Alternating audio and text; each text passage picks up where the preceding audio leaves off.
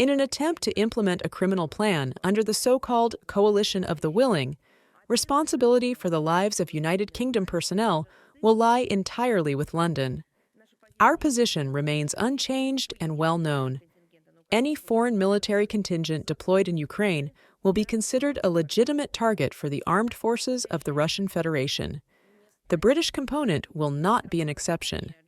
The British Defence Secretary, John Healey, has publicly acknowledged London's involvement in the illegal detention of the Russian tanker Mariner in the North Atlantic.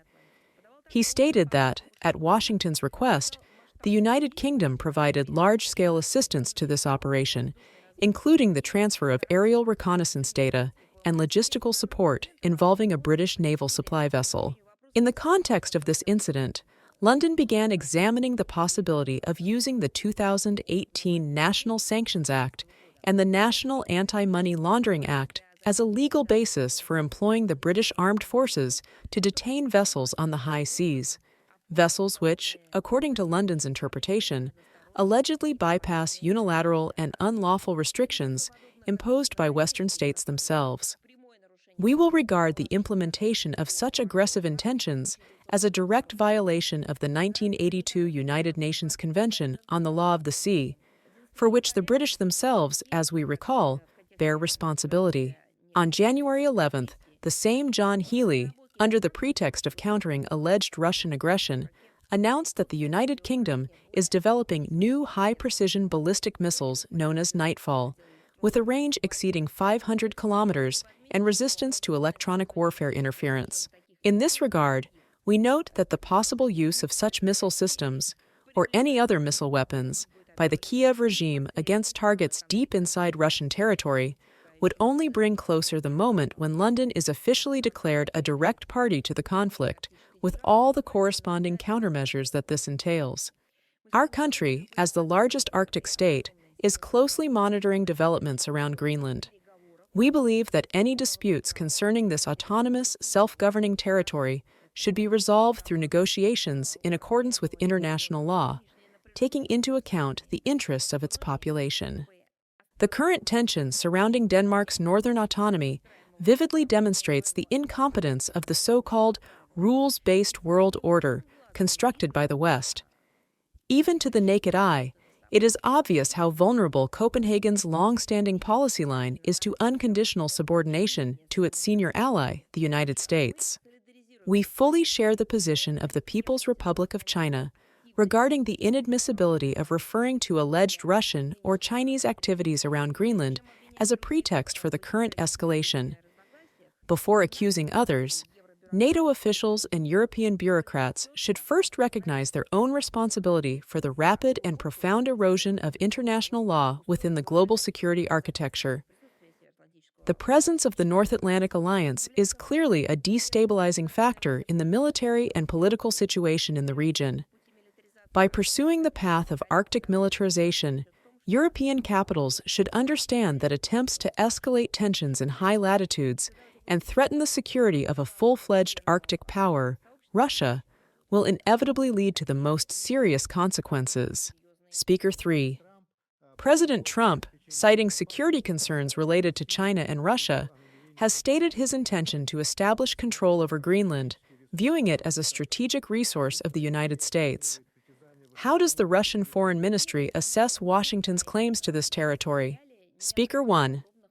Neither Russia nor China has made any such plans. There is no factual information whatsoever that could even remotely substantiate these accusations. This must be stated clearly. At the same time, Russia, and China as well, has stated its interest in developing cooperation in this region of the world. For our country, this is entirely natural, given the nature of regional interaction and cooperation. Russia itself is an Arctic state. Speaker 2.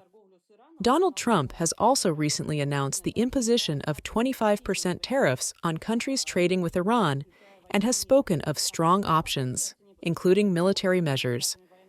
How does Russia assess the United States' use of unilateral sanctions against sovereign states? Speaker 1.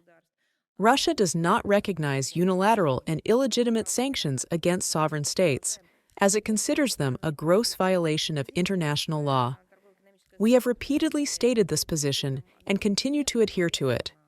Russian-Iranian trade and economic cooperation is mutually beneficial and is not subject to external sanctions.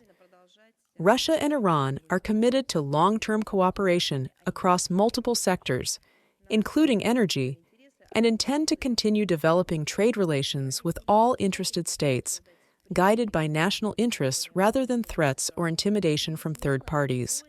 European leaders demonstrate a complete unwillingness to discuss either the causes or possible solutions to the Ukrainian crisis. Instead, they remain determined to undermine any Russian or American initiatives aimed at finding peaceful avenues for resolving the conflict. We are also closely monitoring developments in Latin America and the Caribbean and express our concern over rising tensions, escalation, and aggressive rhetoric, including toward the friendly Republic of Cuba. We advocate resolving interstate disputes exclusively through diplomatic means.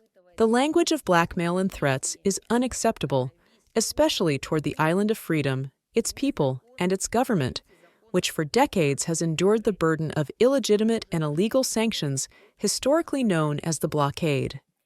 We hope that pragmatism and common sense will ultimately prevail. Nicolás Maduro, as head of state, enjoys absolute immunity from the jurisdiction of the United States or any other state, except Venezuela itself. Therefore, even regarding the illegal use of armed force, we have already commented extensively on this matter. The very fact of his abduction and detention under guard constitutes a gross violation of international law and the obligations of the United States.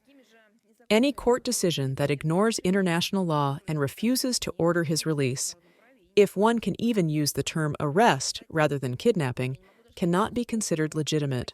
The claim that Nicolás Maduro allegedly ceased to exercise presidential authority and therefore lost immunity is entirely invalid, since his removal was itself the result of an illegal use of force by the United States.